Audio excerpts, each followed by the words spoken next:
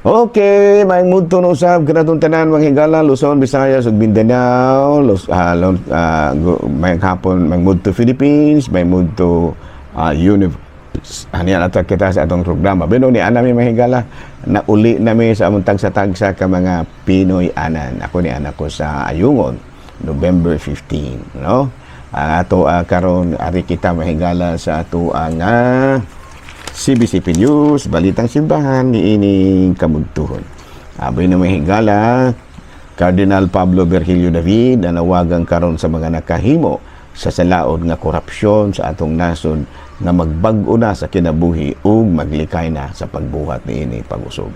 Balita mga higala gikan sa Vatican, Pope Francis gipahimugtan gyud nga maayo gyud alang sa usa ka tawo nga adunay panginabuhian or job unya stable usab ug ang iyang dignidad isip sa katawo wala gyud mawala, no?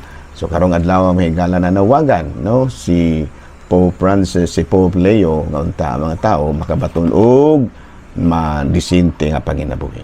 Abi no arita mahigala sa ato nga Saint of the Day.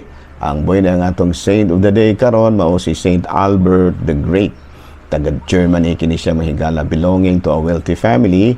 O niya nagpamimbro kini siya sa Dominican Order. Niya make use of Greek philosophy and Christian theology in his teaching, known as the Master of Thomas Aquinas' works of papacy, philosophy. And as a whole, a compendium of natural science, logic, rhetoric, mathematics, astronomy, ethics, economics, politics, and metaphysics niya.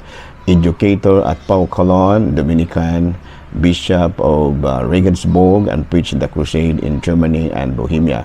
He was considered as the patron of scientists and philosophers. So karong adlaw mahigala, gihinumduman nato ang lain na pong patron sa Katolikong simbahan nga mao si San Alberto the Great, Saint Albert Manio. Okay, no? Okay, November 15, Saint Albert the Great. Abino din nila sa kitakuto mahigala ha, kulang gihapon kini yung ubos nga alagad Reverendo Padre Edwin Academia Akab, mana milit na usab kaninyo ug manalangin kaninyo ang Dios magkagaong sa tanamahan, Anak, Espiritu Santo. Amen. Good noon, Pilipinas.